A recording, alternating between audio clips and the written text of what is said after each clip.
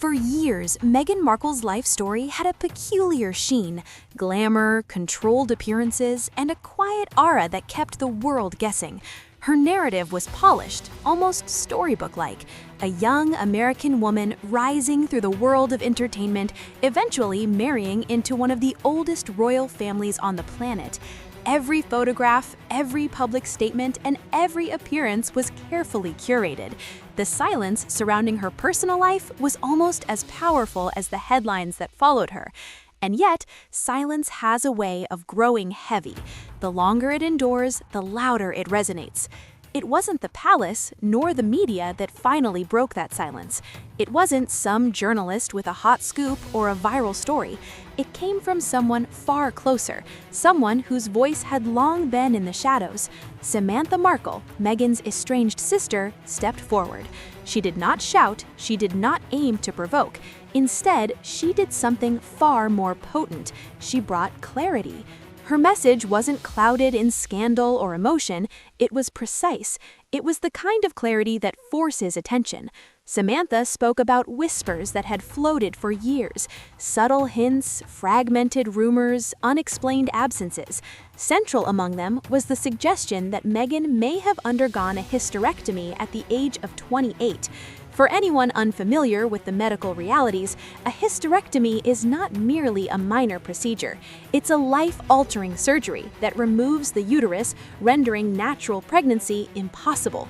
It's a fact that is simple, scientific, and unbending. If true, it has profound implications for the story that unfolded publicly in the years afterward. Samantha's delivery was calm, almost understated, but the implications were staggering. She didn't demand belief or insist on immediate outrage. Instead, she encouraged the audience to examine the timeline. "Look at the dates," she said. "Look at the events. They don't add up unless you know the truth." And once one begins to examine the sequence of public announcements, appearances, and alleged pregnancies, discrepancies become impossible to ignore. Pregnancies that defied conventional patterns, children who appeared publicly far less than expected, moments in photographs that seemed slightly off, but which had never been explained, and an article here, a statement there, hinting at something larger, something hidden. All of it created an invisible tension, a story that the public had watched unfold but never truly understood. The logical conclusion of Samantha's claim is chilling in its simplicity. If the surgery occurred, pregnancy for Meghan after that point would have been biologically impossible. Yet, children did arrive. This forces a stark and unambiguous question. If pregnancy could not have occurred naturally, what mechanism made it possible? One potential answer immediately arises: surrogacy. Surrogacy in isolation is not scandalous. In fact, many families celebrate it openly, honoring and respecting the women who carry children on behalf of others. The mother's identity is protected, and the surrogate is recognized and often publicly praised. But Meghan and Harry's situation was far from ordinary. They were embedded within a royal system where bloodlines are not merely emotional. They are legal, bound by centuries of tradition, succession laws, and carefully guarded rules. In that world, how a child is brought into the family is a matter of protocol. An undisclosed surrogate is not merely a private choice. It is a potential breach of deeply entrenched regulations. Samantha's revelation cracks the door open, and the world begins to peer in. The silence that had surrounded Meghan's pregnancies was no longer just a protective veil. It becomes a puzzle, a series of unanswered questions demanding resolution. And the first unavoidable question emerges. If surrogacy was involved, who carried the children? Who was the woman behind the pregnancies that the public had long assumed belonged to Meghan? By the time Samantha finished speaking, the conversation had shifted. The story was no longer about appearances, fashion choices, or media headlines. It had evolved into a logic problem, a mystery, and a test of biological reality. The audience was compelled to examine the timeline, to confront the undeniable facts of human reproduction, and to reconcile them with the public narrative. And this is only the beginning. The story that follows is one where silence, secrecy, and control converge in ways most people could not imagine.